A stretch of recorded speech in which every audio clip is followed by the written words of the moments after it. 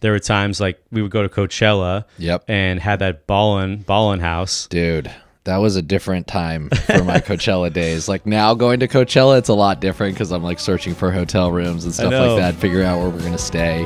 That was like an out of this world experience because like it was a full estate.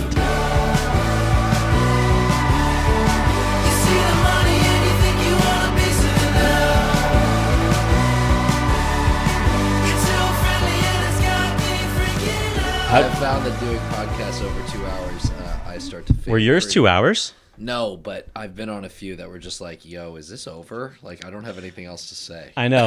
Yeah, once it stopped, like, yeah, we kind of hit a mark. Like, I kind of know where we are. They might tell me, and then we kind of can wrap it up. No, it's all good. It's all good. Yeah. Am I sounding all right? I think you sound great. All right. Is this were you guys doing it before? Like when you did your podcast? So before COVID, we were doing it in person. And we would just have we would go to friends' houses that have studio setups. Yeah. And they would just help us record them, and then we'd hire everyone to cut it and shit.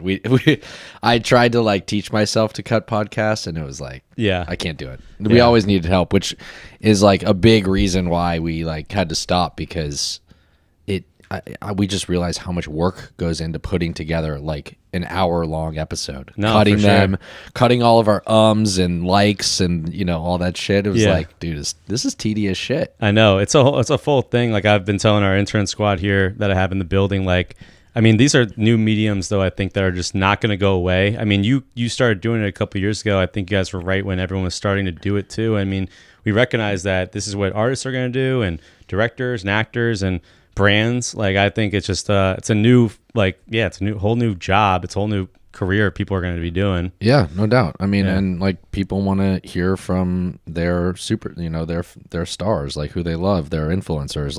And podcasts provide that kind of opportunity to bridge that channel in an interesting way through audio and video, and you can get so much content from episodes. It's crazy these days. I know that, and that's the thing. We found we'll find little cut downs that we can use for socials and whatnot, but you got to meet my buddy Andrew Cram. He runs Where Are All My Friends podcast. And I think I've seen that on socials, maybe. Yeah, he's another partner in version 3. But cool. He also has Where Are All My Friends. You guys just need to cross pollinate, because he's doing the same thing. He's talking to music people and different. He's expanded into real estate, like Kevion and shit like that. Yeah, you got to connect with them. Cool. I'm gonna put you two together. Yeah. I guess we'll do a little intro because I was talking, but all right, we just jumped into it. No, okay, so do I have to do? I love this shit. No. I miss this stuff. No, this is exactly. I know. I had Abby, my partner here, 3 hours ago, runs Dojo House with me. I brought in a female partner. Yeah, and it's she was kind of nervous, and then she got it on. She's like, "Oh, this is okay, I'm in it." Yeah, and same with Lunt yesterday. It just flows. It's just a convo, just flowing. We were just talking outside. But I guess I'll just go into the first now 2 or 3 minutes that we've been in. But Nobody Gets a Podcast. I'm here with Ben Farber, known for a long time. We're going to kind of get into that, because when I first moved to LA and had some opportunities at the foreground, you were right there, and we developed a really cool friendship. Yeah. And I've always been someone I've talked to throughout the years and admire your career path. So I wanted to have you on today and just talk. No, I really appreciate it. Thanks for having me, dude. It's actually funny hearing you say and taking us all the way back to when we first met. Dude, we've known each other now for... That's 2023. I'd say maybe 10 years, maybe more. Dude, because I was in New York still, right? When you were coming to New York. I joined Pandora in 2013. Okay. August 2013. Yeah. And Jess, our mutual friend, joined, I think, a month after me. Mm-hmm. And then we must have met probably when we did a show in New York. Yeah, because I think I was still living. I actually remember this vividly, because I might use a picture of this. But there's a picture of me and Jess, and then our 2 other girls, Laura and Julia, and then Bob and Scott at a Pandora event. I think it was a winter New York show. Yep. And we're all wearing funky, weird stuff. But that was 2013 when we're 23. So dude, we've known each other 10 years That's now. fucking wild to think decade, about. A decade. Yeah, you guys were fucking nuts. We were, dude. And I loved every minute of it. You guys guys were a really good crew for sure. It was right out of college. It felt like friends. We had the guys' apartment in like Stuytown of New York City, 20th and First, and the girls, Jess. Shout out Jess too, because we gotta give her a shout out. She's like, you boys better give me a shout out. But the Jess plus 4 other girls in a 2-bedroom like apartment in Murray Hill. I remember that. Like fucking walls up in the living room, but yeah, we were 23 out of college and just like loving. Like she joined Pandora. I think all of us kind of had these cool like kind of roles at the time, and it was like really gearing up to how the future could be. But yeah, it was a lot of fun, and I'm super happy. Like, you know, you and her just clicked as friends like right away, and it feel like you were just instantly part of like our group and every event we'd have. Like, I was just so happy to see you and party with you. Yeah, dude, it was a lot of fun. How is everyone good? Everyone's like, good, man. They're all like, you know, married with kids. Yeah, out of the city in Stanford. I'm Uncle Danny to all their kids. Incredible. Jess's daughter Peyton and Bob and Laura's kid Luke, and they all have kids. So yeah, like, I've seen it. Yeah. I follow everyone still on Instagram, and like, it's good to see everyone like growing up. But. Yeah, I saw them like 2 months ago, and yeah, it's just crazy how it's just progressed like that. Yeah, it's wild. Yeah, man. Yeah, it's crazy how that time flies. But then yeah, we would go to you were at Pandora for a long time, but I just remember very memorable moments of my like, you know, career. Like Jess would give me these positions to shoot Pandora events, so I would be able to like work with you guys from the content side and cover, you know, artists and stuff. And there were times like we would go to Coachella and had that ballin' house. Dude, that was a different time for my Coachella days. Like now going to Coachella, it's a lot different because I'm like searching for hotel rooms and stuff like that, figuring out where we're going to stay. That was like an out of this world experience because like it was a full estate where they have like, it's used for weddings and events. That's it. Yeah. And Pandora, we always just wanted to go to Coachella. We would do an event on Saturday from like 1 to 4. Yeah. Sponsor was always like T-Mobile. Mm-hmm, T-Mobile, yeah. But yeah, we would get the whole estate for the whole weekend. Yeah. We would just pack that out. We'd all just stay for the whole weekend. I mean, I'd stay in the guest house, and I'm like, how is like, yeah, you'd stay in the house. Like, how is like, I'm a videographer, and I got like a guest house room, but like, yeah, tennis courts and 2 or 3 pools. And it was just so fun because, yeah, there's like you and Jess and Allison and Liz. Like, oh man, like it was such a good core for like me to see. Cause yeah, I'd say Pandora was probably the first brand that like trusted me with their visuals, and before Aviator Nation, cause this is, a little bit before. And like, it was just so awesome to have people like Jess was obviously my best friend from college, but like seeing how awesome you are as a friend, but also as a professional. Yeah. Same with all the rest of them who I was named. But yeah, it was very, I don't know, it was a very good first like comforting thing that I'm like, oh, this is like how like working with your friends can be, like, you know, dude. Well, a lot of credit to you, man, because watching you and what you have done over the years, I mean, you took that opportunity, and like, it's kind of fucking wild for me to see what you're involved with now from that point. Like, so dude, like props to you for just taking and running that, man. Thank you, man. Yeah. It's been a lot of fun just like being that brand, you know, content person, seeing where it was provided. And then, I did Aviator Nation and, you know, their music festivals, and I leveraged that to just be friends with artists like Griffin and Quinn 92 and the Chainsmokers. Dude, Rory, like all those people, Rory. Man. You started to like name these names, and I would be like, dude, I'm fucking fans of all these people, and you're like plugged in. Yeah, you know? I mean, all these dudes just like, they all paid it forward. Like Rory especially, like he was the first one to give me like a wristband to go shoot the Chainsmokers at ACL. And like, I remember I was like, you know, I met up with him and I was like walking away. And he's like, Danny, like I got a wristband for you. I'm like, holy shit, like what do I do? And this is an amazing opportunity. And he was just like, just pay it forward. And I think that's always like stuck with me. Yeah. What he said to me, and like giving opportunities, just like to all these ones that I had this summer.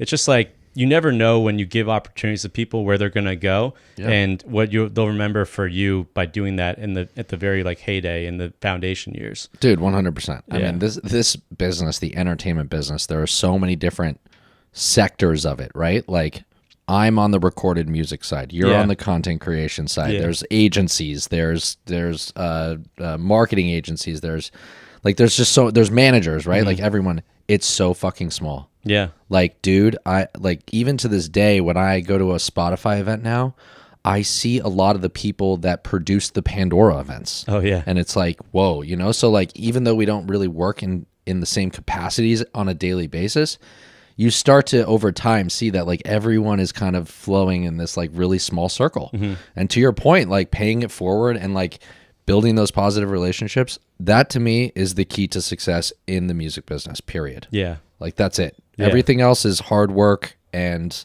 like it'll just come to you as end time. Yeah. Right? Like we can sit here now and say that we've both been doing this for years, 10 Seriously. plus years for you, almost, I think it was 16 for me now. Like, whoa, you know? Yeah.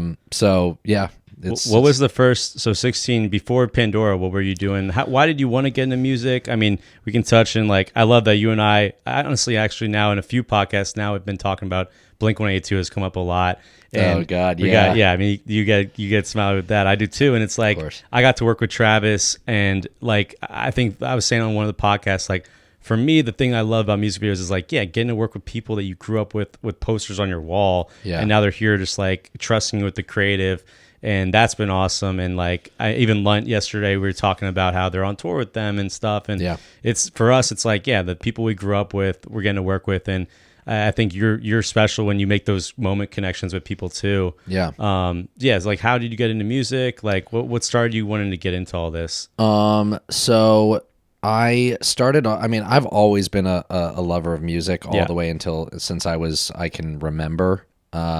My mom sent me into the boys chorus. I love saying that because it's so fucking funny now. I was there, dude. Yeah. But then, you know, like I also had a love for sports, and I got really into skateboarding, and skateboarding became like my every weekend type of thing. Mm-hmm. And then skate videos came into the picture. And so like my mom would buy me CDs here and there and stuff like that. Like I remember she handed me a Fiona Apple CD once. I was like, this is cool. Like, I don't know what this music is.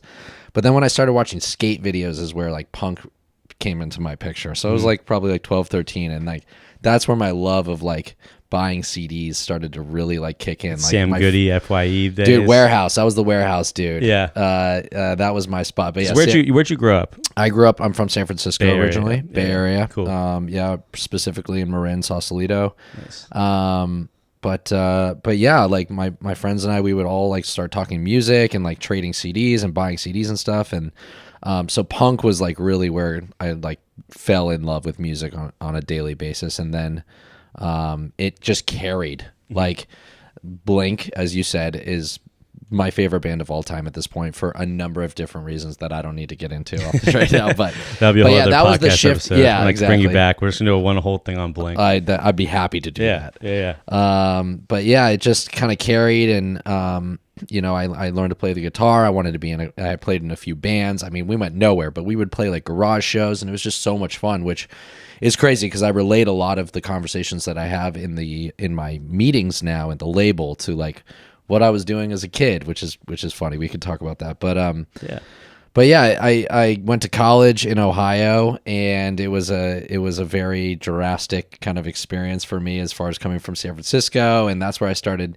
You know, my mom was like, you got to start figuring out what you're going to do in your life. And I was like, fuck, I don't know. But she was like, you know, you love music. I was like, yeah, I love music. She was like, you should consider the music business. And I was like, wow, I've never really considered like me working in music professionally. Yeah. And I was fortunate enough to have a family friend who is practically, I would say, my step and dad today, that plugged me into an internship at Interscope here in LA. Oh, cool. So Interscope. I didn't know that. Interscope Okay. was the first place. Yep. Cool. 2006, I came down here for a summer.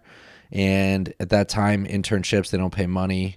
They were a much different experience from today, but I got to learn the inner workings of working at a marketing department at one of the major labels. For sure. And I did that for 2 solid summers. Mm-hmm. And then I went back and forth to Interscope, where I worked for the same dude, Tony Riggin. Shout out to my buddy Tony, who's one of my mentors to this day now. Awesome. He plugged me into a job in digital marketing in 2008 once I graduated from college. Cool. And I had no fucking clue what that was. It was a small boutique label where at the time major labels didn't have digital teams. They called it new media. Oh yeah. And they would have like 1 or 2 people doing it. Yeah. So they would hire out these companies to help with like blog posts and getting because you said 2008, right? 2008. So Twitter didn't exist. Right. The Instagram was. I mean, I don't think we even had like social media yet on our phones. No. Like because I'm 18. Facebook was obviously that was like the only thing, but like but it wasn't mobile. It wasn't. You have to still log in from the computer. Like it wasn't like it was just like on your phone. Fuck, you're right. So that's even like it still wasn't like where it is today, where it's like always at your fingertips. Yeah. But so they would hire us like Tumblr. Yeah. Tumblr was a big one, you know, like what are we doing? What's the strategy on Tumblr? So anyways, that was really cool because, usually when you start in the music business, at a label or management company, you're starting off as an assistant, right? Like that's where it all kind of begins for a majority of people in the business. For me, it was I felt like I almost skipped that step because I was like the marketing manager for Warner, Atlantic, Interscope, Columbia, working with these digital teams who I know a ton of them now to this day, which is so wild. But so yeah, and I handled specifically rock and alternative because that's my lane. Yeah, so I got to do a lot of really cool stuff. One campaign was Blink when they put out Neighborhoods. That was in 2012 when they got back together. Nice. But dude, Pandora walked into my office. Vix walked into my office. Oh yeah. And she. Like Pandora was obviously, there. Like people knew who it was, like from as far as a music business standpoint, but no one was really paying attention to it because it was kind of ruining the business at the time. Yeah. But she came in and she started talking about what Pandora was doing with artists, and she showed me. I'll never forget it. She put up Pandora on the screen, and it was Selena Gomez, and it was a sponsored by Toyota campaign, and she was showing me there's audio liners in here, and it did 200,000 station ads in the first 24 hours. And I was just like, yeah, holy shit, this is fucking cool. Did she do this for you or no, the cool. whole team? Yeah, she's doing a presentation. Gotcha. And she I was just blown away. I was like, dude, I have to be at this company. And I was always so involved with interested in tech. So I just I don't know, a light bulb went off in my head. Like, this is the future of where I need to be. Yeah. Sometimes when you just know, you have a feeling, right? Like you had a feeling in you where like, there's something about this that like I can like elevate, I can learn from, or this is just where I'm seeing it to go. And then, you just kind of make that jump and you probably, Yeah. So I reached out to Vix blindly because I didn't actually, my buddy Shane was the one that set the meeting up with Vix. And she got back to me.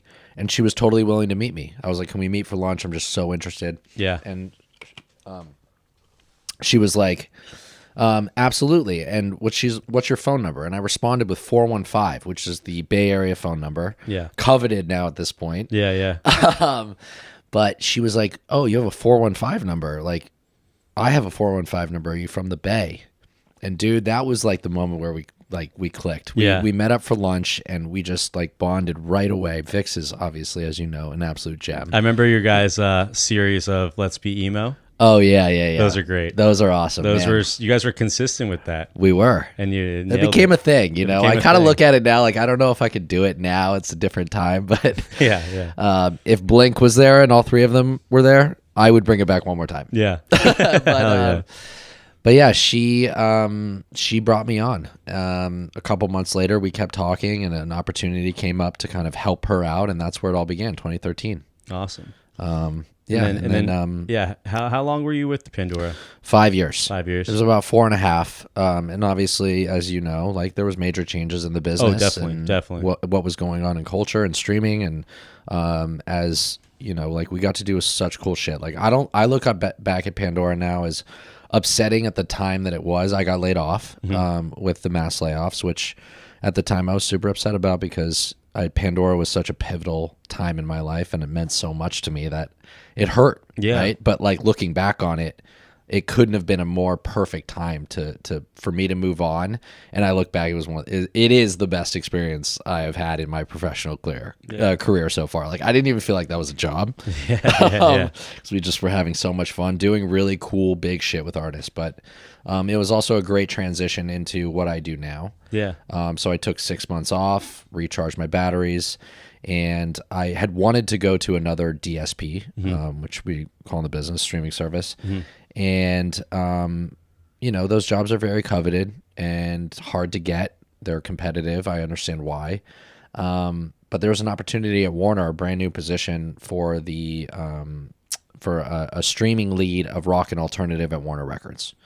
And Warner Records has historically been a rock label. They have some of the biggest rock artists. We're talking My Chem, Linkin Park, Muse, Green Day. Yeah.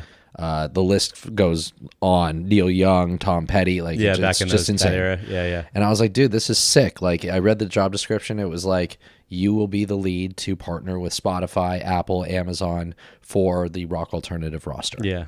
And I was like, and also like the catalog, right? Just the whole like everything. Yeah, cool. Everything. That's fire. And I was fortunate enough to land that job. Yeah. It's been 5 years now. And it's been an incredible experience. I'm officially the VP of streaming strategy for rock alternative. And now we have a roster of country artists. So I also spearhead all of the country streaming strategy. So, hell yeah. Which has been exciting.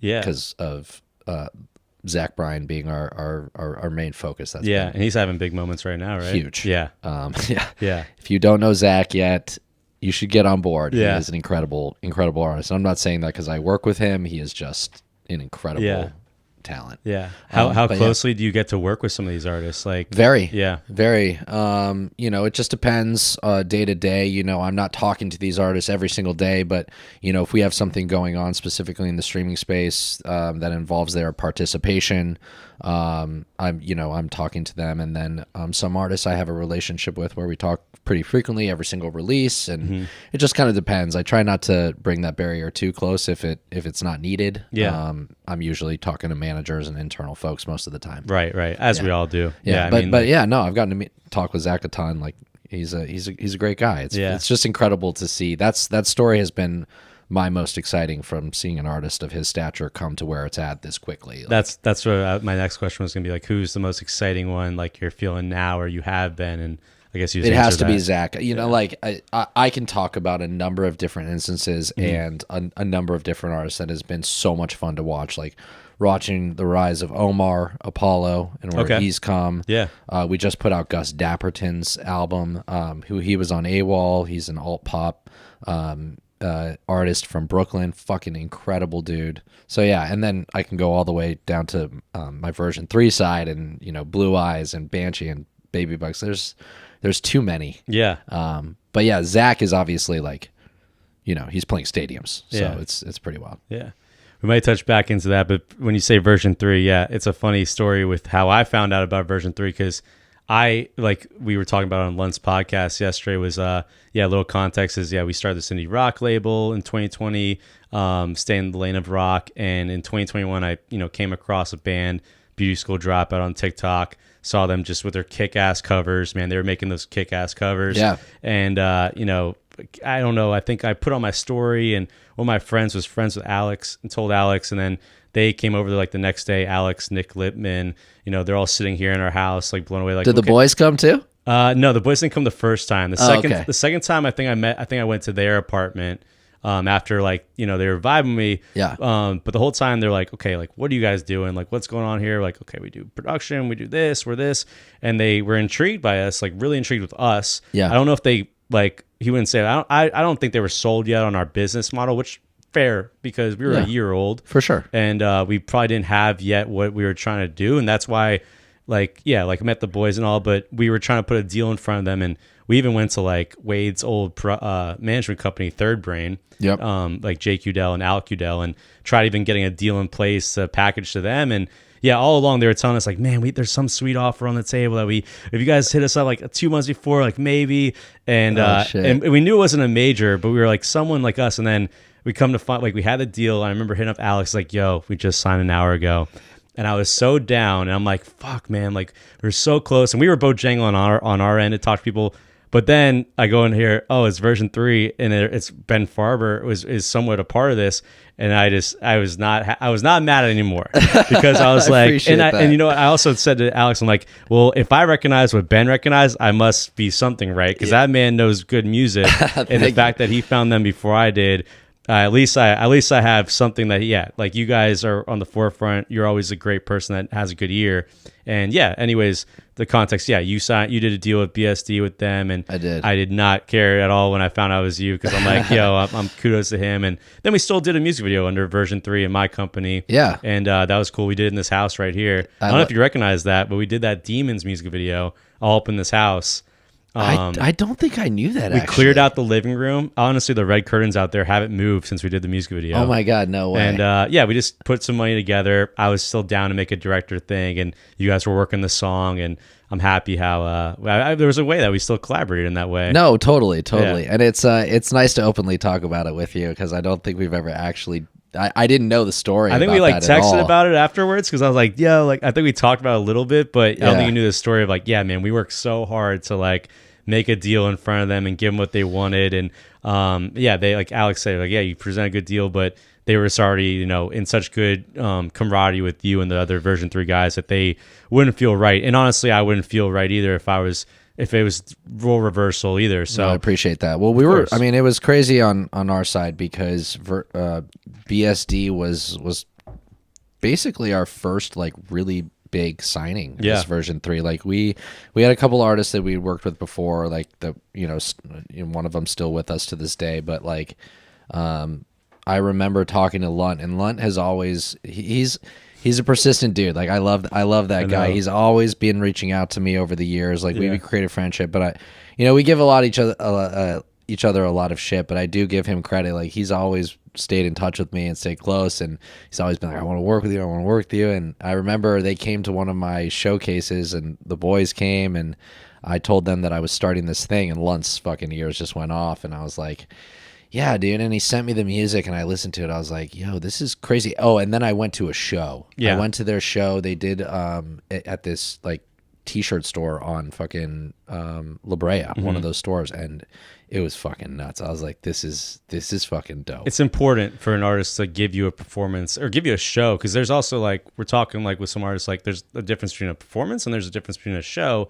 And yeah, I feel like as they're still growing up, like like when you saw them, when I saw them, like there was just this motley crew energy. You meet these dudes like Bardo, Coley, and Brent. They're like, you look at them and you're like, these are fucking rock stars. These are rock stars, and it was a huge moment for us to land that, and like I'm really proud of putting out Boys Do Cry. Like I have a lot of love for that, and like of course it was sad to see them move on, but it's also this full circle for me. Like they move on from the label that I started to go work with Mark Hoppus and Pete Wentz. Like, what the fuck is going on? Like, that's crazy. We were so stoked, and we also got the opportunity to work on the next album with Versewire, who is Nick Littman's label, and Sherry Sadie, which they've done such a great job since, and it's just been a crazy ride seeing them like absolutely take off. Like nothing but love for those guys and Lon. And those are great points you just brought up. Like like even at me, like I was giving my flowers to you guys to get them, and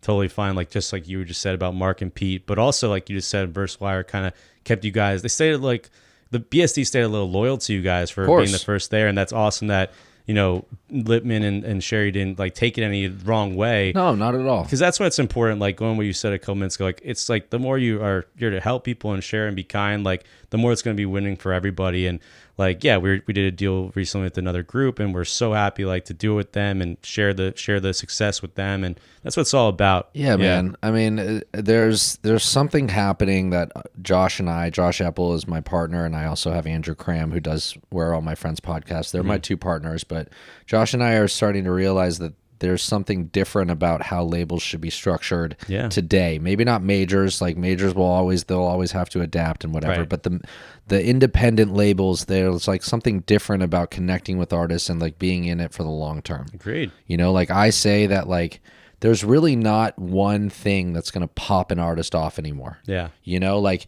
okay, you can make the argument that TikTok could blow up a song, but does it blow up the artist? Do kids remember the artist if they are part of the viral moment? Probably not. Are they going to go see that person's show when they're in town? Are they going to buy a ticket? Buy merchandise? Are they going to go and stream the music? Like, who knows? Yeah. But like now it's more than ever, it's artist development. Yeah. And that's what version 3 is. We're a label, we're a distributor, but more importantly, we like to call ourselves an artist development company. And our artists are going to either stick with us or they're going to move on to bigger things because they need that type of support right now. Sometimes Josh and I can't provide that, right? Yeah. But like that doesn't mean that they're family, and like that there could be opportunities that come down the line.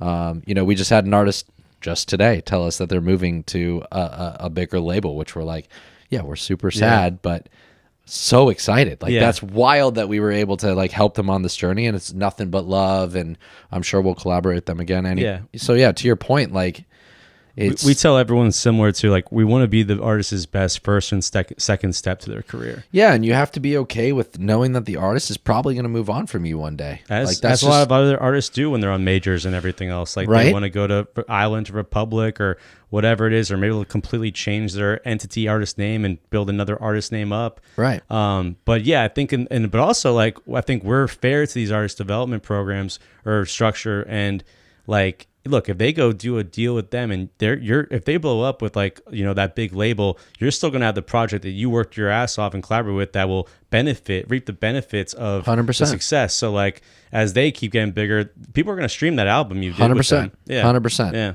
Yeah. So, it's, Beauty School's been really exciting. And then, from there we have signed 14 artists, I think. Wow. And then we've got one more on the way with our boy Lunt. Yeah.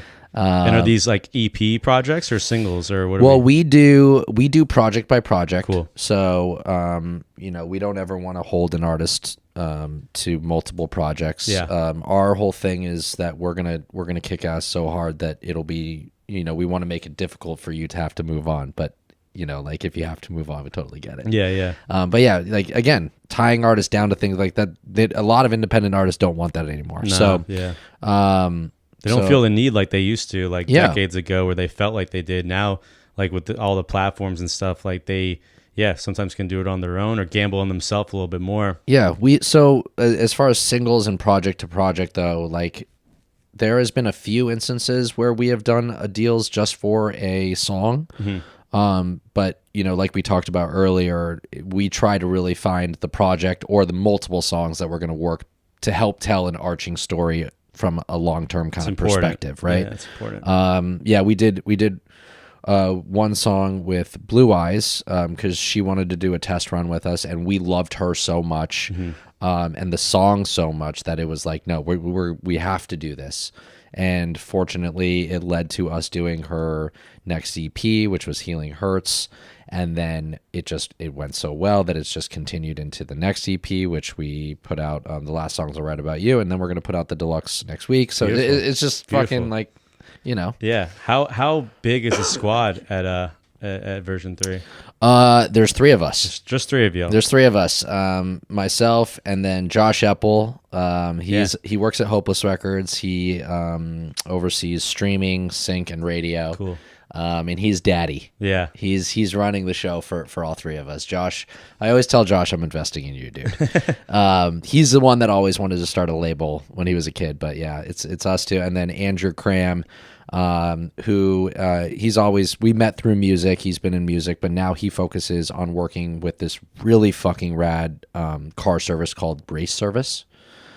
He's way into cars, so he does a lot of content capture and stuff for them. But he's kind of our third partner that's a little bit more on the back end of things for us. But yeah, it's just the 3 of us, and then we hire out when we're needed. Yeah.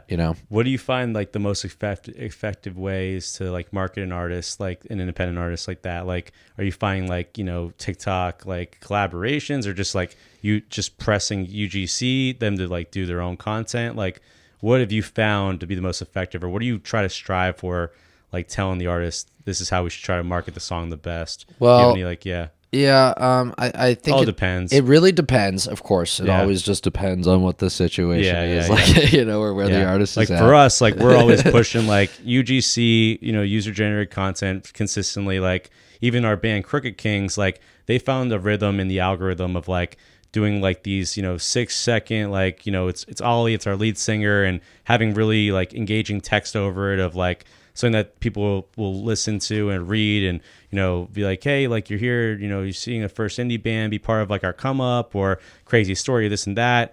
He's found it, he's cracked the code where now like they're just on like they got it. Yeah. But have you found anything of your own that you kind of think has been most effective? Or for us, we always strive to figure out how, okay, the first step always is, okay, where's the music at, right? Let's start there. And then what's the release schedule of the music that's coming out? That's where we start.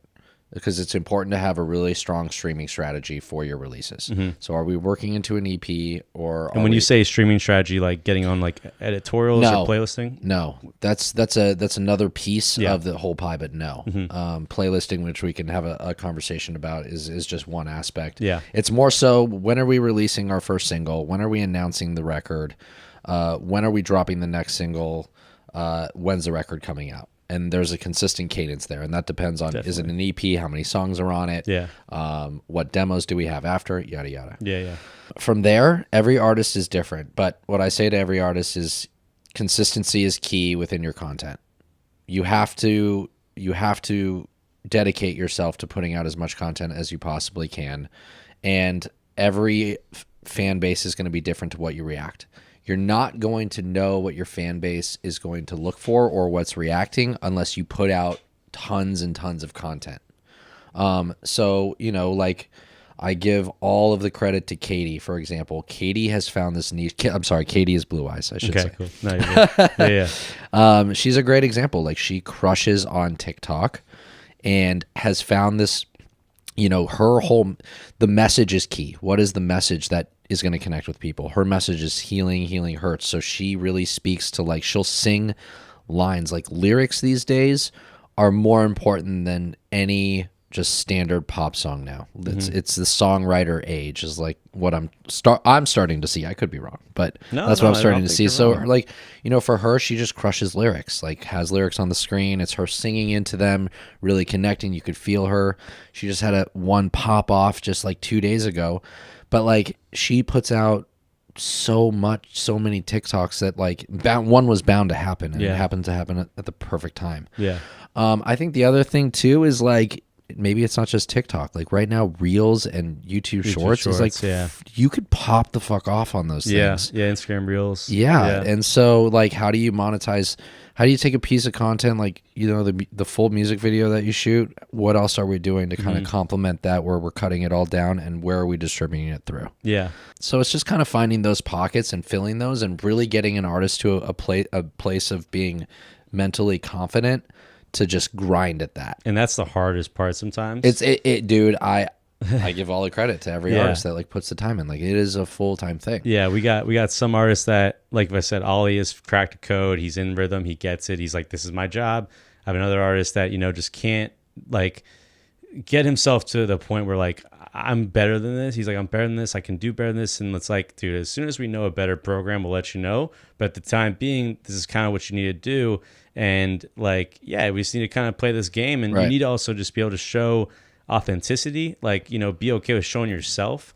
It's more important than ever, and I think you just got to communicate with the audience that way if you want to do what a lot of other people are doing and finding major success. 100%. Even I know we talked about this in the past, but Ty Verdes is someone that we were watching closely on the come up of him back in 2020 or 2021, but his story is amazing, and he stayed consistent. And I think that camp. I do. Yeah. I mean, they did it great, and just kudos to him and other people that just showing no humility or just fine with themselves and just gonna go stay consistent. Well, that was also it was a different time for TikTok, and that was when I was Ty hit it perfect time, and there's a bunch of artist examples that I could give that really capitalized. But now, I mean, songs will go viral, but for only 2 weeks, people's attention spans are gone, right? And so those moments are crazy, and Kate Blue Eyes is having one right now, right? It's super exciting, but there's only 2 weeks to really capitalize on it, and then what are we doing to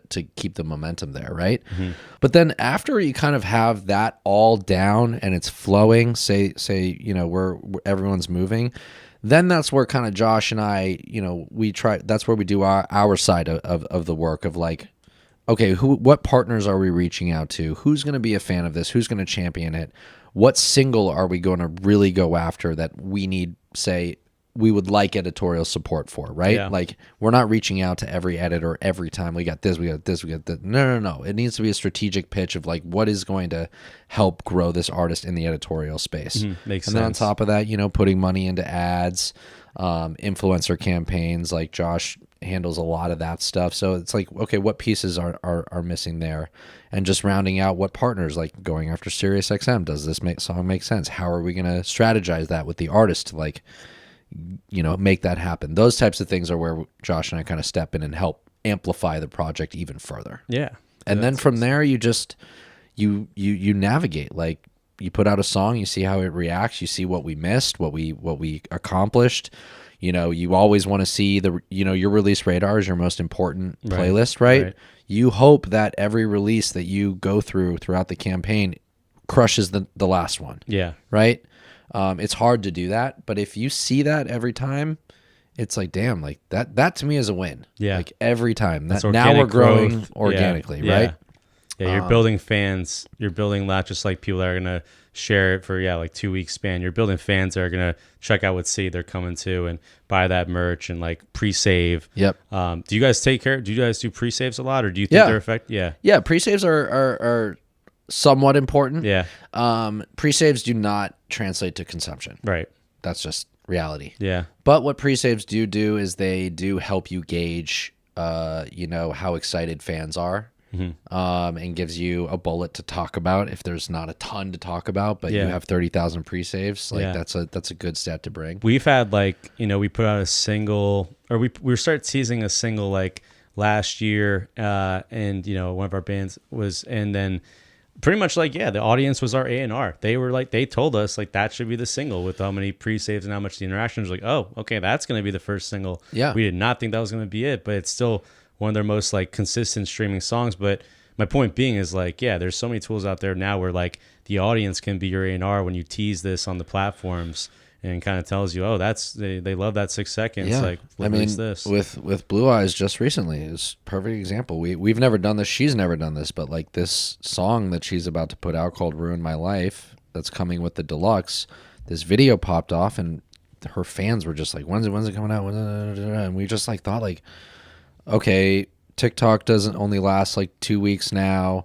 Virality is so few and far between. Fuck it. Let's move the EP up 1 week. She gets to share with her fans that they dictated the move. Yeah. And everyone's excited. She was pumped. She's like, I've never done this. We're like, we've never done this. And that's another thing too that's really cool is like we get to be nimble with these things. It's me and Josh and an artist. So like, what do we want to do? Like, let's go. Yeah. Do you guys ever do like any kind of false narrative stuff? And I'll give you an example. Like we did one with our first single like a couple years ago where we had the band go on, like we made a fake TikTok where they called us and was like, we really want to put this song out, and we had Wade pretend to be like the bad label guy, like, no, absolutely not, you guys aren't ready. And then making the caption like, tell us in our comments we should, and it blew up, and they're like, fuck that Wade guy. And I even got in there, I'm like, yeah, fuck that Wade guy. The only time that we've seen that done is BSD. The boys did it like for a few times, and we thought it was just like so funny. It's funny doing like, our label's not letting us put this out. We were like, yeah, fuck you guys, we're not putting this out. Yeah, it's funny kind of playing into that narrative for the short being of time where the audience is just wants to be pro artists and want them there. So look, if we need to take a little heat like right now for them to kind of get a narrative going, like whatever it can be, it might work, and it's could work. And yeah, those are the funny ways too that we've done, and we've done some kind of set up guerrilla marketing stuff. That, and like to your point, me and Wade, my two other partners, are able to be nimble with these artists. That's the fun part about what you do, what I do. It's like we're able to answer to ourselves and their needs, but really sit here in the living room over there and just jam on what's the best idea and not stick to anyone's corporate structure. Yeah. Not that it's a bad thing, but it's a different thing. It's a different thing for sure. But what is just really excited me and is rounding me out, is that the experiences that I'm having at V3 I'm taking those types of things into Warner. Mm-hmm. We tried this, so I would spit that out in a marketing meeting at Warner, you know? So people have their perceptions of what a major record label is, but at the end of the day, we are there to serve our artists and to blow up our artists. And the times are changing. The major labels recognize that. We sit in there and talk about these things all the time, just like you and I are talking about that in our independent label sides. Mm-hmm. How do we be more nimble? Maybe it's a little bit more challenging because of a corporate structure and there's more people involved, right? But major labels are adapting to this too. Oh, for sure. We're moving shit all around all the time, and like it's coming into that where it's adopting to it too. So that's pretty cool to see the balance of those two things kind of like collide for me. Mm-hmm. What's been in the label side with Warner, like what's been the biggest like misconception or perception of like working at a label, like if that's a good question that we don't care. Yeah. That we're just there to make money Yeah. and like be a money machine. Yeah. And that we're just there to like suck artists dry, and like it's not that. No, it's not that at all. It like rubs me the wrong way when people start to say that now that I've been in a major label. Have I had those thoughts before not being in one? Yeah, maybe, but like at the end of the day, this is business, right? We're going into the business side of things, and there has to be an understanding of how business operates, right? And the difference is for us, our commodity is humans. So there's emotions that kind of come into it that, opinions kind of like rise from it. But like at the end of the day, the people that I work with and everyone around me, all the way up to our executives and beyond, they're all massive music fans. They're all working in it because they love music and want to see music move culture. Mm-hmm. And like that's awesome. Like we really do care. Do tough decisions have to be made for certain things that are not working? Yeah. Yeah. Like every day, like every job. Right? Like it's a bummer, right? Yeah. But yeah, that's probably the biggest misconception. And we've had to have conversations of like, oh yeah, you guys don't care because you're not paying attention. And but that's coming from like the artist, right?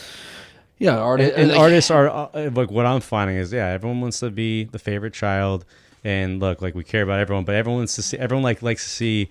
I'm sure this is what it is, but yeah, like they see you working another artist, like, oh, I should be, like that, and it's like, yeah, like we're not saying because we're working with artist A, we're not, artist B over here, you're not getting the same love. It's just these are the, what I've found at least on the video side, working with video and marketing departments at labels, it's like, yeah, they have who they're gearing up for that quarter, or like who they're really gonna push, and everyone kind of like does their part for it, and yeah, it's like a cycle of like who's your horse this quarter, and they're all here to help, and yeah, I feel like it gets a bad rep, the label stuff, and it's like they're here to help you. Like they're not here to pin you down. No, at least what we're starting. Yeah, what we're in. Yeah. I mean, and deals, all that stuff. I'm not in any of those conversations. Right. Like they're all different. Like for me, I come into work every day because I'm so excited to work with so many different incredible artists, and like it's an honor to like be a part of a lot of these stories, and like I also like it's fucking nuts. Like I'm interacting with artists like we talked about in the beginning that like I literally looked at my entire childhood. Yeah. Like Linkin Park, and like my first CD ever was Dookie. Yeah. And now we're going to be celebrating 30 years of Dookie in like a really big way. Yeah. And I'm leading the strategy on that. That's awesome. Are you able to say, you probably can't say much about that, like what you're going to do for it? We're celebrating the 30th anniversary of Dookie, and you're putting this out in September, right? Yes. So September. I think we'll be okay. Yeah, it'll be definitely past September. Yeah. Okay, good. Then we're fine. Yeah. No, there's going to be something really cool coming. So sweet. But yeah, it's just wild. Like we'll be at Warner. You guys have a really cool office downtown, right? We have a beautiful office. Yeah. Like, and I don't say that because I work there. Like the shit is like next level for sure. It's the old Ford factory of the West Coast. Yeah. So like I remember you had me for lunch one time. Oh, did I tell you this already? Well, no. You go ahead and tell me. But you had me over one time for like lunch. It was like right when you kind of started there too. Yeah. I came by and it was cool. You just showed me the office a little bit. Yeah, it's beautiful. It's in the Arts District in downtown. And yeah, it's the old Ford factory of the West Coast where they like produce the Model Ts, and our office is in like the production line of where the cars would go. So you like look up and like it's a huge skyline or glass, like because you had to open up to let the exhaust out because that's like they and there's all these pipes and things, and it's beautiful. The infrastructure is still kind of there with the roots. That's really cool. It's dope. Yeah. And Atlantic's in that building too, right? All of Warner Music Group is in that building now. They all consolidated. Yeah, I work really close with a lot of Atlantic people, and they're like, "Come by the office." I'm like, "Yeah, I think I know a Warner guy there too that I go see." Yeah, for sure. Yeah. One thing I'd like to touch a little bit about too is like you do a cool event. You put on a cool event too. That's like a showcase, right? Yeah. What's it called? It's called Under the Radar. Under the Radar, yeah. I do that with my girlfriend Jess. Cool. And her cousin Elliot. That idea stemmed from COVID and a lot of artists doing live stream shows. And one of the things I saw was that a lot of artists were playing on rooftops around downtown LA. Yeah. And I was like, oh, dude, I was renting tons of rooftops. Were you? Did you do the Griffin one?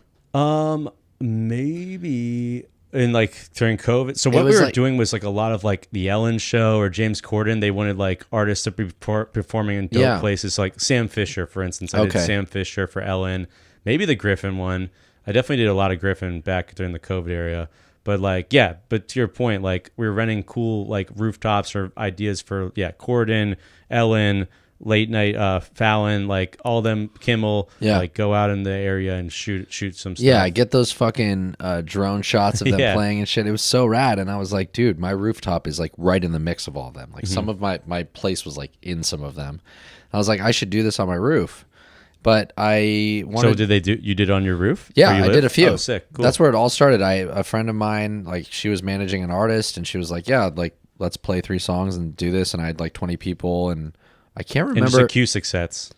Just acoustic sets, yeah. And I did a few of them on my roof, and then Jess was like, Jess and Elliot were both like they've wanted to do it in their backyard for a while, and we were like, all right, let's like do this in their backyard and like kind of expand it a little bit more. They have a beautiful backyard in Mid-City, and Elliot is a builder.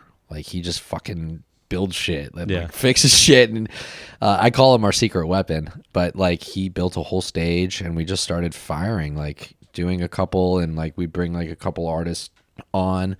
The difference is like our whole idea is how do we become different from like what other showcases are in LA, because there's a lot of great showcases that like I love. We found new music, Jesse and Friends, So Far Sound, School Night maybe was School Night's one of them, sure, right? Like, and they're all really dope for developing artists. So like to have another one, it's like, okay, yeah, what's going to be different about ours than theirs? So my whole idea was like I've always envisioned having it's much more private. It's for industry people. And it's for artists to feel comfortable enough to come and perform in a very relaxed setting for just industry invite only. So we don't promote them externally anywhere. It's just, you know, word of mouth gets around and you're invited, and we try to keep them as free as possible. Open bar food, and it's a way for artists to showcase themselves, for obviously anyone in the industry to discover a new artist and potentially work with them, and then networking. Yeah, everyone meeting one another. Yeah. I feel bad I haven't come to one yet, man. Fuck. Yeah, I need to come, man. You got to come check one out. I will. I've been traveling a lot. It's been an incredible experience. We've been doing it for like 2 years now. We've had some just amazing artists come by, and it's become like a thing that I never would have expected. I remember we were saying I did a video in February with Ellie Duhay and Teddy Swims. Oh yeah, and you were wait, you did that video? Yeah. So did you know that they met? You told me that. Did I tell you that? Yeah. Oh my god. Yeah, because we talked about this. Yeah, a little bit. No, it's okay. On Instagram DM, I think you like were posting about it that week, and I was like, yo, I did the video for him. Like, yo, that's crazy. Dude. Like, they met at my event, and we kind of briefly just had a little combo. Yeah, that was super cool. Yeah, and Teddy's on Warner too. Teddy's awesome, man. He's so the man. Cool, and his manager's really cool too. Yeah, Luke. Yeah. But yeah, they came and we did a lot. It was cool because this structure we did with Ellie and Teddy is honestly like going back to like, you know, we're TikTok and YouTube. Like, I understand that people don't want to spend a lot of money on music videos. Like, this has been my main thing for a while, but I totally get now that you're part of a label and me too. It's like ROI. Like, why am I going to spend 50 to 100K on an upcoming band to do a music video?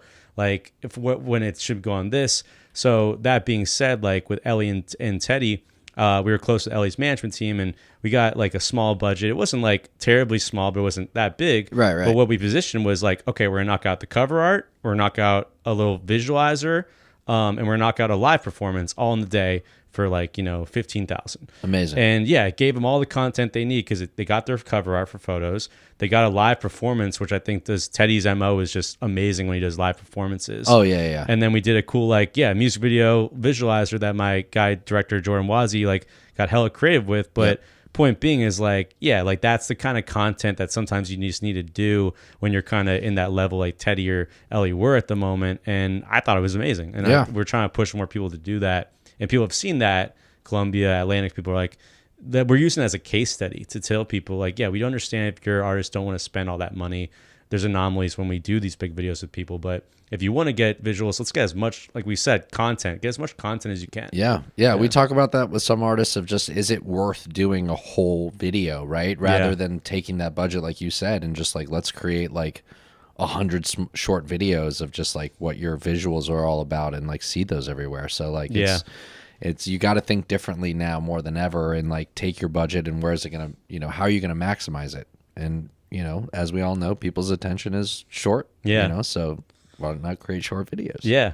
No, I mean that's what we got. I actually never thought about that. People's attention is short. Create short videos. Yeah, putting it like that. And for us as the film people, we're like, because we're in our our 30s, and we're like, man, like vertical and like 15 seconds, like we're used to, like we want wide and cinematic, and there's a place for that, like, but also it's just what it is. This is where it's consumed, dude. And so when the TV came here, I'm reaching this age now where like I'm just like, yo, I'm not cool anymore. Like I don't even know what is working and what doesn't. Like I saw this thing of like how late 30s folks like use Instagram, and like one of the things is like they like turn the word side. Like the wording, like when you write wording in like a Instagram story and you like turn it so it's like diagonal like this. Yeah. And I'm like, fuck, I do that all the time.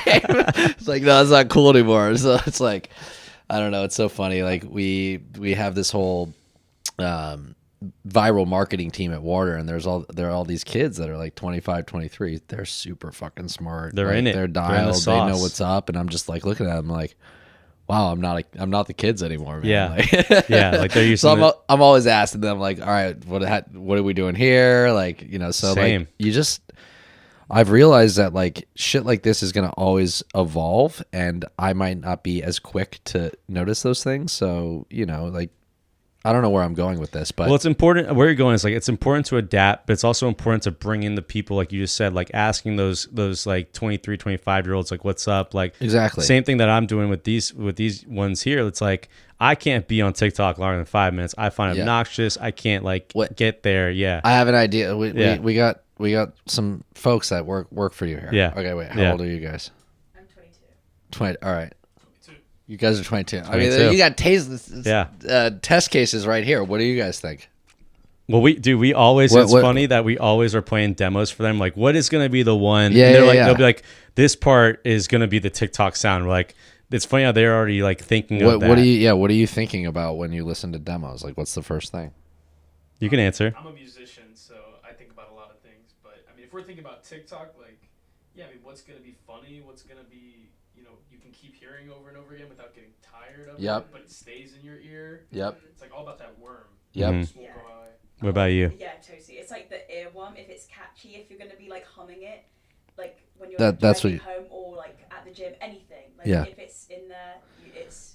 And are you guys just using TikTok, or are you like using Reels, or like what is your go-to for like content right now? For me, like TikTok. I love Instagram Reels though. You do? Like, that's like way more like personalized to kind of like the kind of stuff I'm interested in, and the music they play on there is different a lot of the time from my favorite. Interesting. TikTok, Interesting. What about Threads? What are your guys' thoughts on Threads? I haven't even ventured off into Threads yet. I don't know if that's going to stick. I'd say YouTube is good too. I watch a lot of YouTube. YouTube Shorts? I watch some YouTube shorts. Yeah, I have some friends that are obsessed with those YouTube shorts. I don't know why. My nephew is 12, and all he is doing is YouTube Shorts. I think that's like, for them, like at 22, like they're hitting to TikTok and Instagram. I think like, I don't know. For some reason, I think the next generation under them is obsessed with YouTube, because I think like even my nephew was just always growing up with an iPad in his hands, like since he was like 4 years old. Yeah. Was operating YouTube at a 4-year-old. I can't imagine what I could operate as a 4-year-old doing what he did. With technology. And I think like, it's interesting what that's interesting.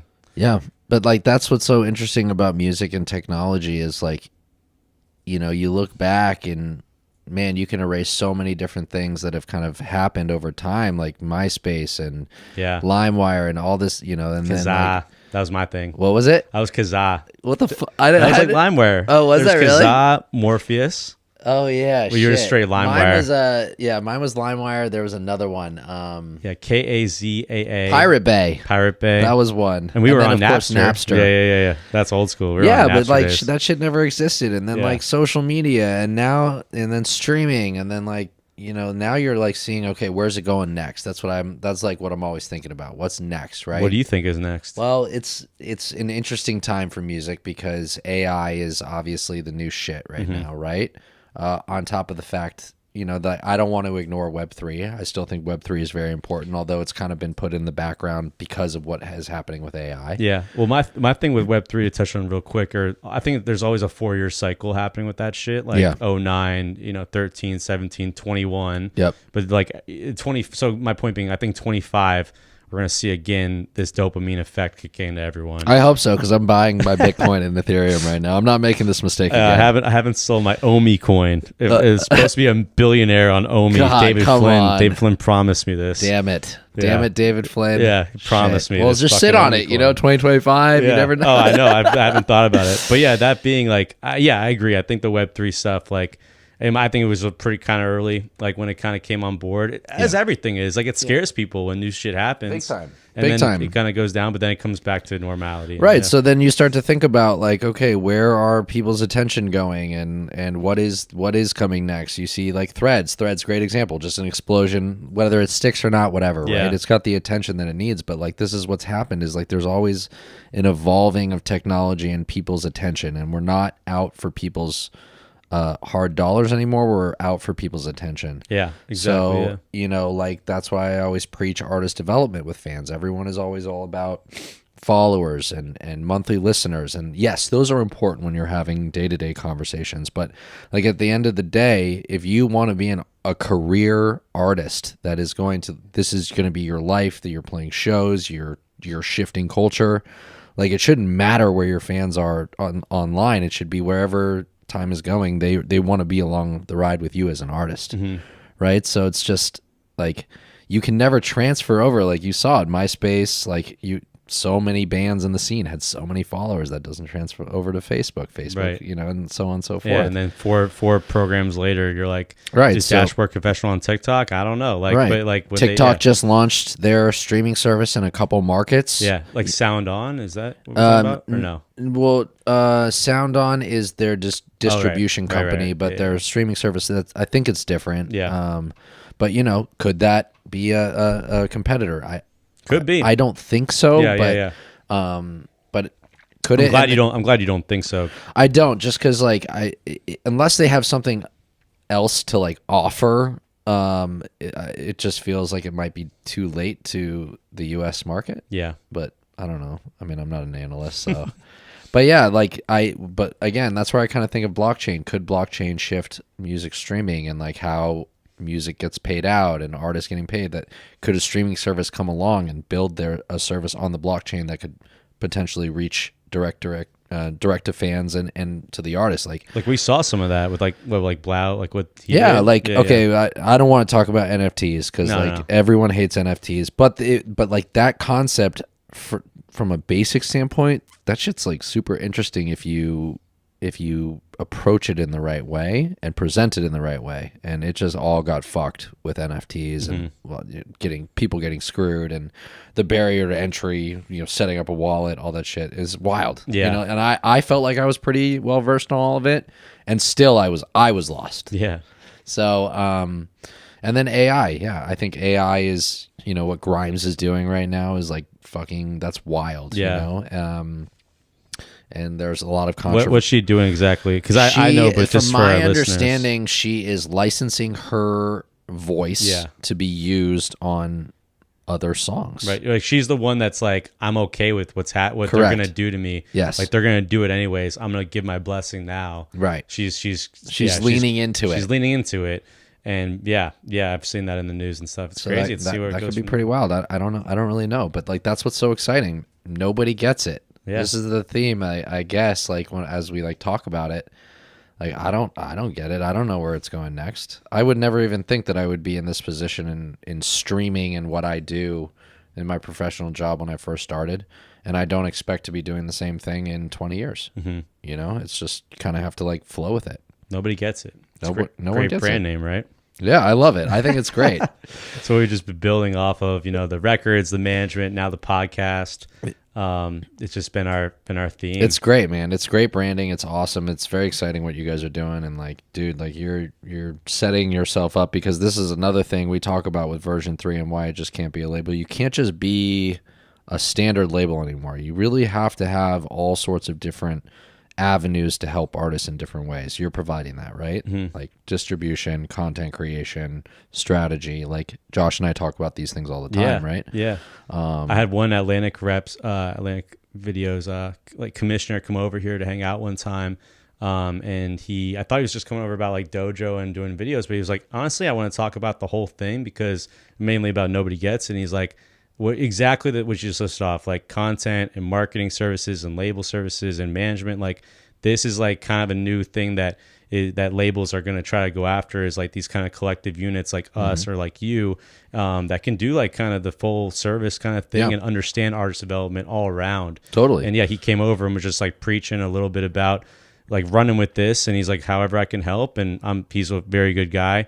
And I'm going to tap into him when I can. But yeah, it's like, I was surprised when he's like, dude, every label is trying to talk in the boardrooms about how you guys might have something here. Yeah. And dude, it's crazy. I had a really awesome experience. I got to meet Jack Holzman, who is the founder of Elektra Records. Oh, cool. He's an old guy now, but he comes into the office and he's still working away. Nice. But, you know, like I asked him, I was like, Jack, I ask every person who's kind of in your position and where you're at in your life, what was your first job in the music business? And he goes, I started a label in my college dorm room and I called it Elektra. Dude, and he's a legend. He is the one that pretty much built helped partnership with Atlantic and with Warner and helped build ADA to provide a distribution platform for Warner. And then Elektra, now it's one of the 3 majors of Warner Records. He's a fucking legend. Yeah. But like him saying that, I was like, dude, like this, Nobody Gets It, version 3, like you don't know where it could go. It could become, you know, another major in some sort of way, right? Yeah. Like you just never know. But it all kind of starts like, I was like, I have some faith that like maybe this could go somewhere pretty big, right? I think so, yeah. So, I think we keep to our course, we keep to our passions, keep to our niche, and stay true to why we did this in the first place. That, you know, I think it really does go. It's cliche, everything I said, but it's like really the truth, man. I think artists see that, and other now majors are seeing it too. Yeah, big time. Yeah. And we partner, Warner Records partners with. We have tons of JVs with all sorts of different independent labels like. Royal the Serpent, like their whole. I don't know if you're familiar with that whole squad. What is she on? I should know this actually. NBD. She's on with Mike. Fuck, I'm blanking right now. NBD Management though, but they were also you know what? It's a completely different name. Volcom or something. Yeah, I can't remember. She's Atlantic. Yeah, right? she's Atlantic now. Yeah. And but her whole like management, and then like when my Atlantic guy came over, like he was using them as an example. Like they worked out a deal with Atlantic. They were like us, right? Working with artists like this, and Atlantic gave them a deal. Yeah, and brought them in. That's what's cool about majors is like they can partner. You can still be, you know, an independent label operating on your own, but have the backing of a major. So you know, we work with a lot of like self-sufficient labels that are just upstream to Warner, and a lot of artists like to do that these days too. They have their own label and they just upstream it to Warner, and we're working with them on a daily basis. So it's definitely possible for us. Yeah. What is I mean, we definitely already answered my theme of this podcast. You know, what is it Nobody Gets about yourself or what you do? But maybe it is like what I do want to maybe throw it back. Like, what is it that nobody gets about like the career path you've taken in the last 16 years? Maybe it's the work ethic. I mean, you kind of answered even about Pandora. It's like, you know, you said like, you know, as much as it hurt, and I've been in that situation too, where I was like pretty much like almost like laid off from production company, but it was a blessing. Like, what is it that nobody, you know, gets about, you know, it could be about your job, and we even talked about misconceptions, but is there any other piece that we could give to the people listening that they might not get about what you do or what you've gone through? It's a great question, man. I think that like when I think back now and when I was younger, and I'm sure like a lot of the next generation is thinking this, now that I've been in this business long enough, I think one thing that I didn't get was how much time it takes to really become ingrained in this business. Mm-hmm. Like it takes time to build relationships. It takes time to understand how to move, what to do, how to talk to artists, how to interact. I don't think like and maybe I don't know if this really is answering the question, but I guess nobody gets that. Like people are sitting at the top of what they do now because they've been in it for years. Facts, yeah. And that takes time and patience and hard work. Like it from an outside perspective, and my friends who don't work in music have always said, like, Ben, you have like a fucking crazy life and you do all this fucking crazy shit. Yeah. And like, don't get me wrong, it's like wild. Yeah. But like in between all of those Instagrammable moments is like some shitty ass days, hard work, long tough days, conversations, weekends maybe, very upset people, upset yourself because something like it's a grind, right? And like, dude, mistakes, like all sorts of shit. I've made so many mistakes, leaking shit, releasing shit, saying something wrong to an artist. I mean, I can name. I've made so many fucking mistakes, like it's wild. Yeah. And I guess, yeah. To wrap it, I just think nobody gets that, like, if you want to be in music, you have to be in it for the long term, just like the artist is. Mm-hmm. Like, oh, that's what I was like thinking about the garage, is like, like where I came from, and having shows in my garage, and playing those shows. I realized that like that's kind of how what we're building for every single artist is like for their garage to grow, right? And like, how do you partner with other streaming services or any partner? It's like they have their garage. It's big. Yeah. Right? Yeah. You have your garage. So how do you excite your garage to get them to want to come and hang out in yours? I love that. Like, that's what we were doing when we were kids. Yeah. And like, but that shit, it takes time, effort, and energy, and patience, and consistency. And you'll get dragged down a lot while you do it. Mm-hmm. But if you stay in it and you believe in it and you love what you're doing every day, and you remind yourself when you have those really exciting moments, like I go to shows and I get to be, watch an artist grow. It's like, fuck, this is worth it. Yeah. And yeah, eventually you just, I don't know. I mean, I still feel like I'm just getting started in my career. I do too. It's early for me. I'm still learning myself. Yeah. And I'm trying to keep that mentality now more than ever. Mm-hmm.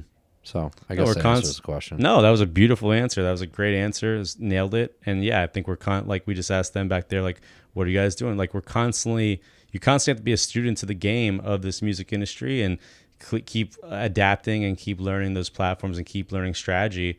And yeah, I think you like to go off what you said. Yeah, it's like it's never going to happen overnight. Like the people that do find fame, success overnight is 1 in a million. Yeah. And you have to build it. Like everything with Dojo House, when nobody gets it, I always knew like it's 24 months, like get 24 months and then it's going to be promising, but put in those 24 months and it'll get to the places you'll start to see that start to see some leaves grow out of the ground. Yeah. Yeah. And I think we talked about this earlier, but like also having respect for one another is really important because like as I get older, like we talked about earlier, like the kids that are the next generation, like I have to remind myself to be open to them telling me like, no, this is the way to do it. Yeah. Right. And like, as you get further in your career, it gets tough to be like, no, dude, I've been in this business for 20 years. You haven't, this is your second. No. You got to be open to hearing that. Like, that's what they're doing. Right. Like I just like, I want to be at the top. I want to run a label, whether it be version 3 or the head of Warner one day, whatever it may be. Like I want that and see that for myself. And I feel like the only way I do it is like everyone below me has to kick ass 10 times more than I do. Definitely. And if I have that, then we're going to be the most successful label ever. Yeah. It's a team sport. Yeah, I can see it, man. I have high everything along the way. I can't believe sitting here now. I'm like 10 years. Wow, I've known you 10 years, and yeah, dude. I've seen the career grow. I've seen you just chase the passion and stay passionate. It's truly inspiring for me, and I'm glad our friendship has stayed the way it has. And yeah, man, I can't wait to just see you keep going into the person you're trying to become into this career, man. So, no, I appreciate that a lot, dude. You're one of the main homies, and it's been nice to come back. I haven't talked about my past in a long time, and it's nice to relive and like be reminded of these things for myself. So dude, this is awesome. I highly support everything you're doing, and like let me know if I can help in any sort of way. Oh, you will, dude. You will. I think there's a lot of things we can still collaborate and do things 100%, together. dude. 100%. Yeah. I'm happy we did this. It was important me to have core individuals on this, and you were one of them. And thank you. Dude, just thanks for being on this, man. Thanks, dude. As long as mine does better than Alex Luntz, then I'm happy. We'll make sure of that. We're going to pump up the streams if we have to. That's awesome. All right, dude. That's Nobody Gets a Podcast. Check it out more on all our platforms. And this is Ben Farber, and we are signing off. Peace.